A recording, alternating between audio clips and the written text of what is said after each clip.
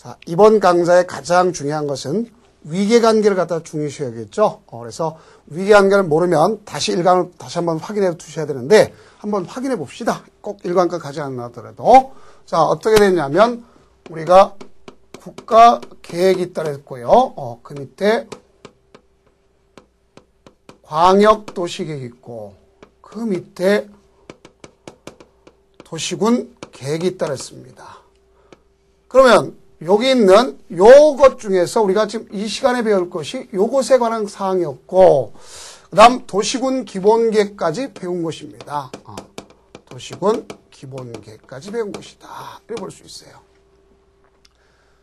그러면 여기 광역도시계획에서는 제일 먼저 가장 키포인트가 되는 것이 뭐부터냐면 광역계획권을 먼저 지정해 줘야 된다 하는 걸 배우실 겁니다.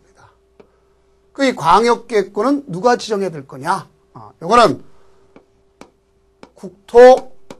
국토장관이 있겠고 도지사가 있다는 걸 알아두시면 되겠습니다. 지정하는 절차는 우리가 의견 청취, 심의, 지정, 통보하는 절차를 거쳐서 이루어졌다. 이렇게 보시면 되겠어요. 그럼 이 광역계획권의 장기발전 방향을 제시하는 계획이 무슨 계획이다? 광역도시계획이다. 이걸 배웠단 말이에요. 그러면 이 광역도시계획에서는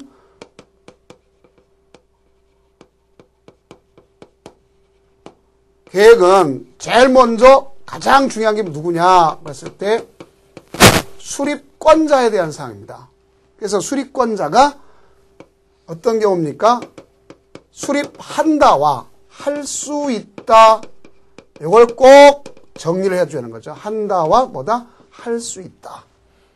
이게 구별 안 되면 안 되는 겁니다. 그래서 여기는 지정권자가 누구의 경우는 결국 도지사가 지정해졌다. 그러면 누구한테 시장 군수한테 통제 주면 시장 군수는 3년 내 수립해가지고 공동으로 수립해가지고 승인을 신청해야 되겠죠.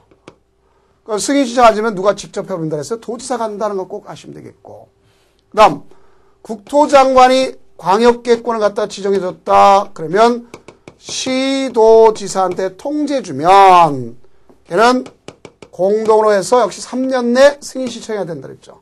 안 하면 누가 직접 한다? 국토장관이 한다. 그 다음 나아가서 국가계획은 반드시 도지사가 해야 한다는 거 배웠잖아요. 나 이제 할 수 있다. 이것이 가장 중요한 입장이 되는 것이 있습니다. 자, 이 중요한 입장이 되는 것 중에서 뭐가 있느냐. 가서 시장 군수, 우리가 시장과 군수가 도지사하고 공동으로 할 수도 있겠고 아니면 얘가 얘한테 요청해가지고 도지사 단독으로 할 수도 있다 그랬습니다. 그러면 어쨌든 이럴 경우에는 국토장관한테 승인받을 일이 없다는 거 꼭 명심을 하였습니다. 여기 안 되면 다시 한번 확인해 두셔야 됩니다. 자, 다음 시도지사는 역시 누구랑 같이 할 수 있다 그랬어요? 국토장관과 같이 하는 것을 볼 수가 있다. 그래서 할 수 있다. 그럼 이건 다 필요나 뭐랬습니까? 요청이다. 이렇게 했어요. 근데 이와 같이 여기서 가장 중요한 이 공동으로 하려면 협의가 이루어져야 되는데 협의가 이루어지지 않으면 협의체에서 그 협의회를 갖다 구성한다든가 아니면 조정을 신청할 수 있다 그랬죠. 여기 키포인트입니다. 그럼 지정 신청할 때 단독할 때와 공동을 할 때를 구별했어요. 그래서 단독했다면 기한을 정해서 조정을 권고하고 그래도 안 되면 직접 조정할 수 있다는 걸 꼭 좀 명심했고 조정된 내용은 반드시 반영해야 한다 하는 걸 배웠습니다. 그래서 그것이 광역도시계획의 가장 중요한 포인트고 그 다음 광역도시의 승인권자는 국토장관과 누가 있다는 걸 알 수 있어요? 도지사가 승인권자다. 그럼 봐봐요. 여기 있는 승인권자하고 광역도시계획의 지정권자가 같잖아요. 이걸 여러분들이 정리를 해 두시는 겁니다. 자, 다음에 얘는 수립할 때 대외적 구속력이 없기 때문에 수립 승인 공고라고 돼 있어요. 그래서 수립할 때는 기초조사, 공청회, 의견 청취인데 그중에 조심할 것이 누구의 의견 청취냐면 시장 군수의 의견 청취가 있다는 거 꼭 명심해 두셔야 됩니다. 그래서 그것이 있는가 하면 나가서 이제 도시군 기본계획 있죠. 여기 있는 도시군 기본계획. 그럼 그 도시군 기본계획은 그 도시의 기본적 공간 구조의 장기 발전 방향을 제시한 계획입니다.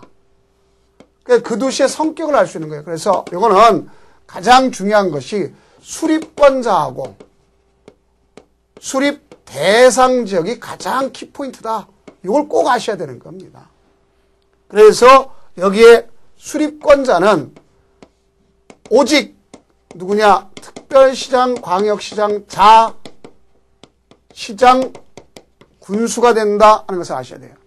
그래서 그 중에서도 또 했다면 승인은 얘는 승인받을 일이 없어요. 자체적으로 확정하고 얘만 도지사한테 승인받아야 된다 그랬고. 자, 두 번째는 얘네들은 자기 관할 것에 대해서는 반드시 자기 관할은 해야 하지만 자기 관할뿐만 아니라 인접도 할 수 있다 그랬죠. 인접지도.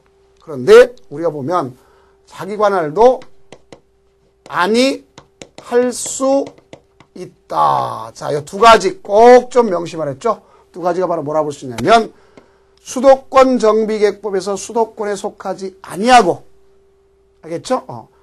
광역시와 경기를 같이 하지 않은 시군, 인구 10만이에요. 시군.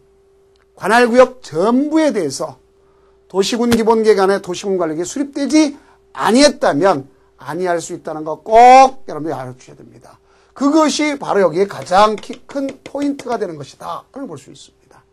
다음 인접지를 할 때는 사전에 협의를 하는 것이구나 하는 걸 알 수 있어요. 그 다음 이 도시군 기본계획도 도시군 관리가 똑같이 대외적 구성력이기 때문에 수립 승인 공모 단계로 있어요. 그러나 우리가 수립할 때 기초사 때 환경성 검토와 더불어서 토지 적성 검사, 그 중에 토지 적성 검사하고 취약성 분석하도록 법이 명시해 놨습니다. 그래서 그거 한 다음에 이제 뭐가 필요하다면 수립해서 승인 공고하는 걸 볼 수 있습니다. 그러나 여기는 이 공간 구조는 변해가기 때문에 성격은 변해가기 때문에 몇 년마다 5년마다 타당성을 검토한다 하는 것을 꼭 명심해서 그래서 이번 강좌의 키포인트가 바로 이겁니다. 광역도시계획의 수립권자 알겠죠? 승인권자 그 다음 도시군 기본계획의 수립권자 수립 대상 지역 그 다음 5년마다 타당성 검토한다. 이게 가장 키포인트구나 하는 것을 아시면 되겠습니다. 고생 많으셨습니다.